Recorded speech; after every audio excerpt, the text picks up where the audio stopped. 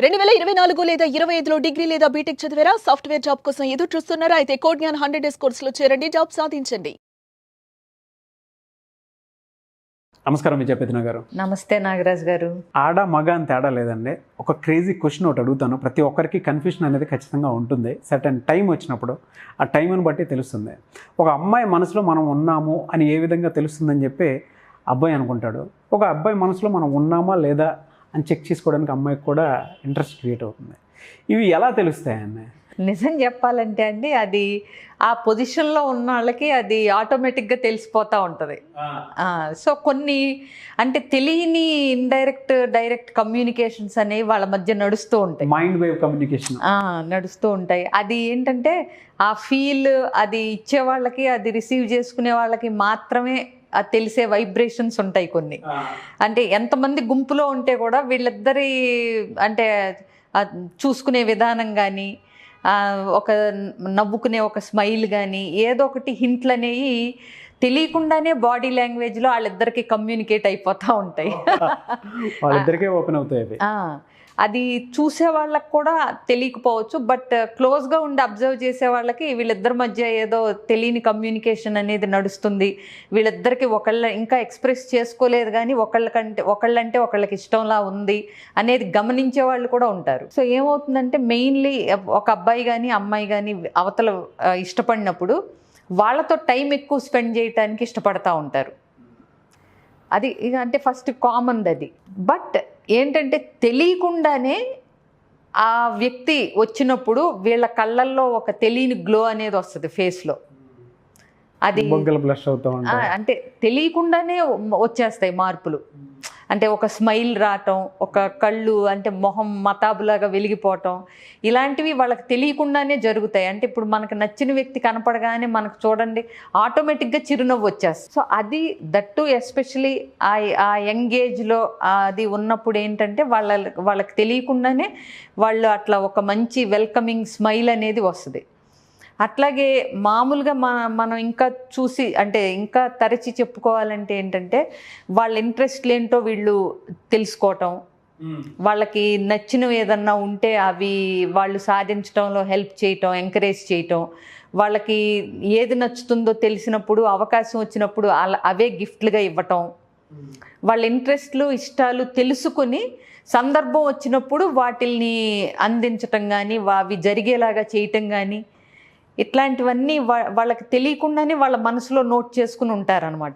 అంటే ఇప్పుడు సపోజ్ ఏదన్నా ఫర్ ఎగ్జాంపుల్ ఆ అమ్మాయికి బ్లూ కలర్ అంటే ఇష్టం అని తెలిసిందనుకోండి ఇతనికి. సో ఎక్కడికన్నా వెళ్ళినప్పుడు ఏదన్నా బ్లూ కలర్ది ఒక స్పెషల్గా కనపడినప్పుడు వెంటనే అతనికి ఈ అమ్మాయి గుర్తొస్తుంది. సో అది అట్లా తెచ్చివ్వటం అట్లాంటివి జరుగుతాయి అన్నమాట. సో అట్లాగే ఇప్పుడు అమ్మాయికైనా సరే ఒక అమ్మాయి మనసులో నేనున్నాను అని అబ్బాయికి తెలవాలి అంటే కనుక ఎక్కువసేపు టైం స్పెండ్ చేసి వీళ్ళ గోల్స్ ఏంటి, వీళ్ళ లక్ష్యాలు ఏంటి జీవితంలో అని తెలుసుకోవటం, ఫ్యూచర్ ప్లాన్స్ ఏంటి అని అడగటం, అట్లాగే ఫ్యామిలీ మెంబర్స్కి ఇంట్రొడ్యూస్ చేయటం వాళ్ళ ఫ్యామిలీ మెంబర్స్కి, అలాగే వీళ్ళ ఇంటికి రావటానికి అతను ఒకవేళ అడిగితే వెంటనే ఒప్పుకోవటం, లేదంటే ఇంట్రెస్ట్ చూపించి మరి నన్ను మీ ఇంటికి ఎప్పుడు తీసుకెళ్తామని అడగటం. ఇవన్నీ ఏంటంటే she expecting some future plan చేసుకుంటుంది అతనితో అనే దానికి ఒక చిన్న చిన్న సంకేతాలు అన్నమాట. ఓకే. అంటే ఇప్పుడు కొంచెం బౌండరీస్ బెస్ట్ ఫ్రెండ్స్గా కూడా అబ్బాయిలు అమ్మాయిలు ఉండటంతో కొంచెం తగ్గుతున్నాయి అనుకోండి, వాళ్ళకి కన్ఫ్యూజన్స్ తీరి. బట్ ఏదైనా అమ్మాయిలకి కానీ అబ్బాయిలకి కానీ ఇప్పుడు చాలా వరకు క్లారిటీ ఉందని నేను అనుకుంటున్నాను. సో ఫ్యూచర్ ఎవరితో అయితే ప్లాన్ చేసుకుంటున్నారో వాళ్ళ అన్నిట్లోనూ వీళ్ళు పార్ట్ తీసుకోవాలనే ఉత్సాహం చూపిస్తూ ఉంటారు. అంటే ఏ జాబ్కి అప్లై చేస్తున్నావు, ఇదైతే ఇంకా బాగుంటుంది కదా, ఇదైతే నీకు ఇంకా బెటర్ కదా, నీకున్న ఆపర్చునిటీస్కి లేకపోతే నీకున్న స్కిల్స్కి నువ్వు ఇటు వెళ్తే మంచిది కదా అని గైడ్ చేయటం. సో అట్లాగే ఫ్యామిలీ మెంబర్స్కి కూడా వాళ్ళకి ఇష్టమైన ఏంటో తెలుసుకుని ఆ సందర్భం వచ్చినప్పుడు వాళ్ళకు కూడా అవి తీసుకోవటం, గిఫ్ట్లు ఇలాంటివి. అంటే పర్సనల్ విషయాలు షేర్ చేసుకోవటం. ఇందాక నేను అన్నట్టు వీళ్ళ ఫ్యామిలీకి కూడా అతన్ని ఇంట్రడ్యూస్ చేసి సమయం సందర్భం కలిసి వచ్చినప్పుడల్లా ఇతని గురించి ఇంట్లో మెన్షన్ చేయటం. సో దట్ ఫెమిలియర్ అవుతూ ఉంటాడు కదా, రేపొద్దున సడన్ షాక్ ఇవ్వకుండా.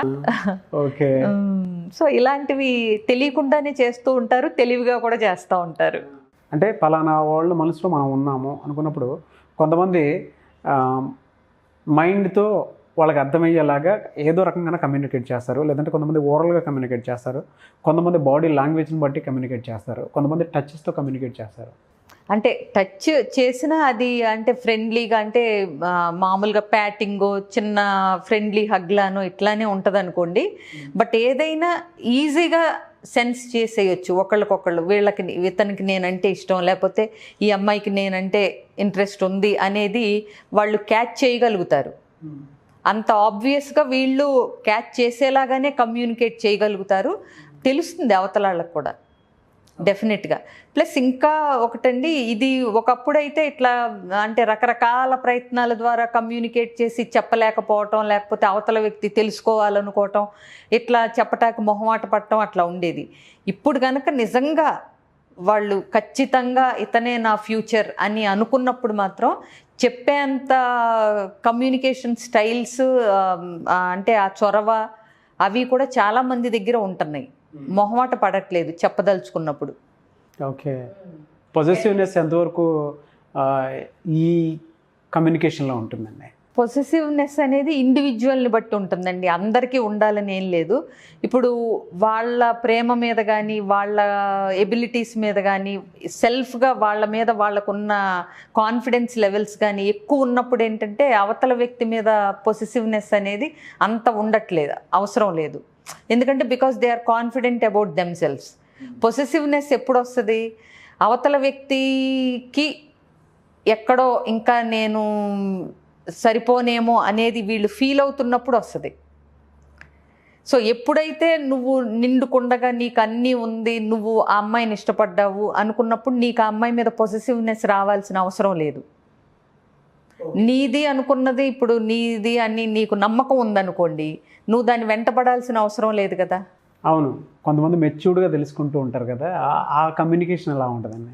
అదే అండి, కంటి చూపు చెప్తుంది, కొంటె నవ్వు చెప్తుంది అన్నట్టు కొన్ని, అంటే అవి చెప్పాను కదా, బాడీ లాంగ్వేజ్ అనేది తెలుస్తూ ఉంటుంది ఎవరికి ఏంటి అన్నది. అది ఈజీగా అంటే ఆ పొజిషన్లో ఉన్న వాళ్ళిద్దరికీ అది అర్థమవుతుంది. ఆ కెమిస్ట్రీ కానీ, ఆ కమ్యూనికేషన్ కానీ, వాళ్ళు చూసే చూపు కానీ, నవ్వే నవ్వు కానీ, అవతల వ్యక్తికి మనం అంటే ఇంట్రెస్ట్ ఉంది, ఇష్టం ఉంది అనేది తెలుస్తుంది. ఇంకా చెప్పాలంటే వాళ్ళ బాడీ లాంగ్వేజ్ మరీ టూ ఆబ్వియస్గా ఉంటే కనుక చుట్టూ ఉన్న వాళ్ళకి కూడా తెలుస్తుంది, ఈ అమ్మాయికి ఈ అబ్బాయి అంటే ఇష్టం అనుకుంటా, చూడు నీకు లైన్ వేస్తున్నాడు అనుకుంటా, నీకు లైన్ వేస్తుంది అనుకుంటా అని కూడా వీళ్ళు ఏడిపించే సందర్భాలు ఉంటాయి. అవును, తను చూసే చూపులోనే తెలిసిపోతుంది నువ్వంటే చాలా ఇష్టం అని, ఏంటో కనుక్కున్నావా మరి. ఫ్రెండ్స్ నుంచి సరదా టీజింగ్లు కూడా ఉంటాయి. ఇప్పుడు ఒక ఏజ్లో, ఎస్పెషలీ ఆ టీనేజ్లో, యంగ్ ఏజ్లో ఉన్నప్పుడు ఏంటంటే వీళ్ళ ప్రమేయం లేకుండానే ఆ ఇష్టం అనేది ఎక్స్ప్రెస్ అయిపోతూ ఉంటుంది. ఇందాక మనం చెప్పుకున్న లక్షణాలు, బాడీ లాంగ్వేజ్ అయితేనేమి, స్మైల్ అయితేనేమి, చూపు అయితేనేమి, వాళ్ళని చూడగానే వీళ్ళల్లో వచ్చే యాక్టివ్నెస్, ఆ మాట్లాడే విధానం వల్ల ఈజీగా కనుక్కుంటారు. ఎందుకంటే అదే వేవ్ లెంత్లో ఉంటారు వాళ్ళు, సో బాగా కనెక్ట్ అవుతారు. మామూలుగా మనం సినిమాల్లో కూడా చూస్తూ ఉంటాం, చూడు నీకు ఏంటి ఏదో మొత్తానికి ఏదో విషయం ఉన్నట్టుంది, అబ్బాయి ఇటే చూస్తున్నాడు, ఏంటి మరి పడిపోయినట్టున్నాడు, ఇలా ఏదో సరదాగా అంటుంటారు కదా.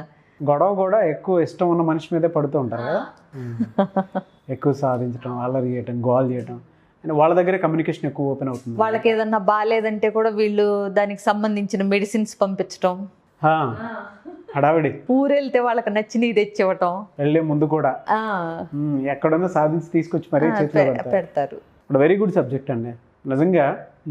కొంతవరకు ఈ కమ్యూనికేషన్ ఏం చేస్తుంది అని అంటే, కొన్ని పదార్థాలకు దారితీస్తుందేమో కానీ కొన్ని మాత్రం మంచి లైఫ్ని లీడ్ చేయడానికి బాగా ఉపయోగపడతాయి.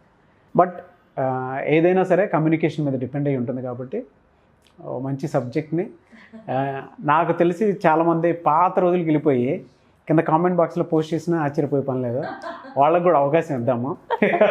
సో ఈ సబ్జెక్ట్ మీద మీకు ఏదైనా ఒపీనియన్ ఉంటే కింద కామెంట్ బాక్స్లో పోస్ట్ చేయండి. ఒకవేళ మీకు కవర్ చేయని పాయింట్స్ ఉంటాయి, మీరు రిలాక్స్డ్గా చూసేటప్పుడు మీకు కొన్ని జరిగిన ఇన్సిడెంట్స్ ఆలోచించినప్పుడు కొన్ని వస్తాయి కదా, అవి కింద కామెంట్ బాక్స్లో పోస్ట్ చేయండి. ఖచ్చితంగా మేము వాటి మీద వీడియో చేయడం జరుగుతుంది, లేదంటే దాన్ని ఎక్స్టెండ్ చేస్తాము. Okay, and thank you so much Vijaya Peddana గారు.